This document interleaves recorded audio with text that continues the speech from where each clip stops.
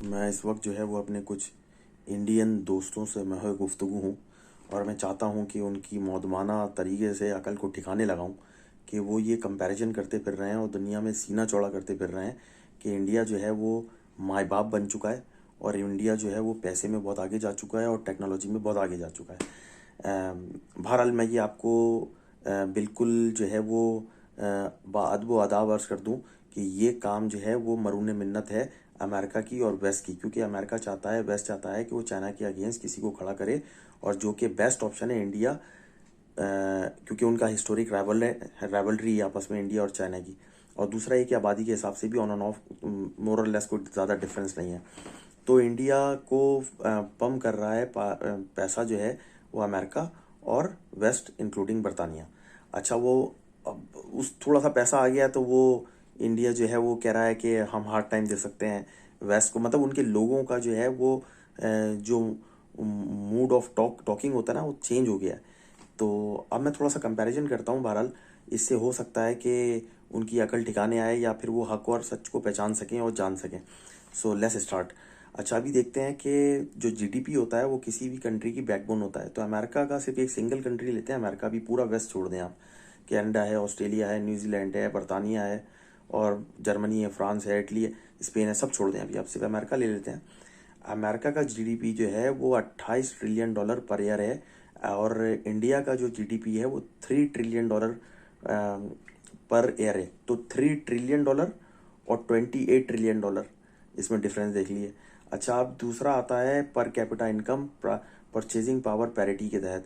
तो purchasing power parity के तहत जो पर इनकम पर एनम जो पर कैपिटा है वो अमेरिका का है $80,000 और इंडिया का है $8,000। आठ आठ 8,000 $8,000 इंडिया का है और अस्सी हजार डॉलर अमेरिका का है।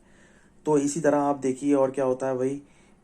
जीडीपी हो गया और पर कैपिटा इनकम हो गई कितनी है और बिलियनियर कितने हैं। तो अमेरिका में बिलियनियर हैं करीब 800 बिलियनियर रहते हैं अमेरिका में और इंडिया में सिर्फ 200 बिलियनियर है। अच्छा, वो 200 बिलियनियर की टोटल अगर संपत्ति लगाई जाए तो वो बनती है 300 three about three 300 billion dollar बनती है। और अमेरिका की जो 8 8 तकरीबन 756 बिलियनियर रहते हैं अमेरिका में, उनकी अगर संपत्ति लगाई जाए तो वो बनती है हज़ारों बिलियन डॉलर में बनती है वो। तो बहुत ज़्यादा डिफरेंस है। मतलब 200 में और 800 में भी बहुत ज़्यादा डिफरेंस है। और उनकी जो टोटल संपत्ति लगाई जाए, कंपैरिजन किया जाए 800 की कितनी बनती है, 800 जो बिलियन रहते हैं उनकी और 200 जो बिलियन रहते हैं उनकी, तो उन दोनों में भी बहुत वाफिर मकदार में फ़र्क है। तो बहरहाल अब मैं छोटी सी मिसाल देता हूँ। अगर आप देखिए, एक निगाह जापान पे दौड़ाइए।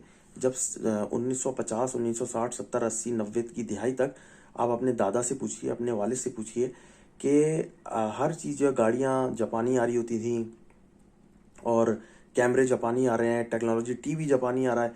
ये चीज़ें हम लोगों को जापानी चाहिए होती थी। ऑल ऑफ द सडन जो है जापान ने अपनी टेक्नोलॉजी मूव कर दी, मलेशिया को दे दी, कोरिया को दे दी, फिर कोरियन आने लगे, मलेशियन आने लगे, अब ये कि चाइना आ गया। अब ये कि डिसेंट्रलाइज हो गई है टेक्नोलॉजी, अब वो लोकली बन रही है। मुल्क अपने अपने खुद ही बना रहे हैं जो भी चीज़ बना रहे हैं। इवन ये कि गरीब मुल्क भी खुद ही बनाना शुरू कर दिया उन्होंने, डिसेंट्रलाइज कर दिए। जापान की इजाद थी और होते होते डिसेंट्रलाइज हो गई। लेकिन जापान ने सेकेंड वर्ल्ड वॉर के बाद ये बात जान ली और मान ली मनवन के आग उठा के बात नहीं करनी है अमेरिका बहादुर से। वो बदमस्त हाथी है वो। उसमें बड़े बड़े मुल्क जो है फाइनेंशियली तौर पे और और एम्यूनेशन के तौर पे जम हो जाए, मतलब वो इतनी इतनी ताकत में है वो मुल्क। बहरहाल मैं खुदा ना खास्ता कोई खुदाई का दावा नहीं कर रहा, कि अल्लाह माफ़ करे कि कोई मतलब लेकिन सुपर पावर है वो दुनिया के तौर पे। ये आप मान लीजिए, ये अकल को अपने बात ठिकाने लगाइए, फैक्ट एंड फिगर्स पे आप बात कीजिए और आप समझिए इस चीज़ को। अच्छा, दूसरा ये कि बिलियनर की बात हो गई। अब आ जाइए, मेरे जो इंडिया के दोस्त हैं वो कहते हैं कि यार हमें हमें 200 200 ईयर्स इन्होंने हम पे हुक्मरानी करी और हमें सब लूट लाट के चल दिया, हमारी चीज़ें लेके आ गए और यहाँ पे रख ली हैं और जब भी हम गरीब हो गए। अच्छा, मैंने बोला भाई कौन सी ऐसी चीज़ें वहाँ से उठा के ले आए ये मुझे भी बताओ।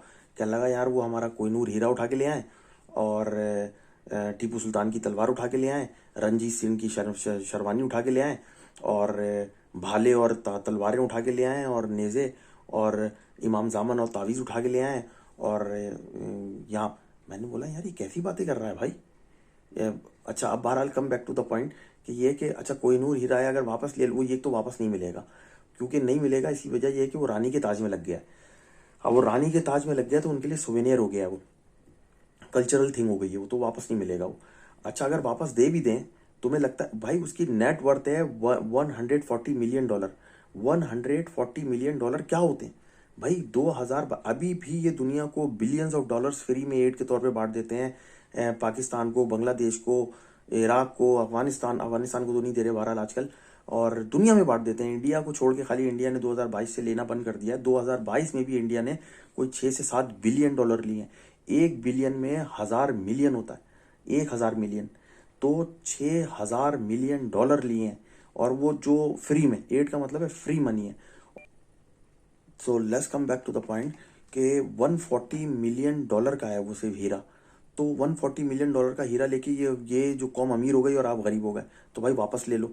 अच्छा, फिर वो शेरवानी और वो कमरबंद और तावीज़ और ये सारी चीज़ें वो क्या है भाई, ले लो वापस यार। इससे ये क्या होगा, इंडिया अमीर हो जाएगा और रूल करने लगेगा दुनिया पे। ये अजीब ही है, महाना बात करते हैं वो लोग।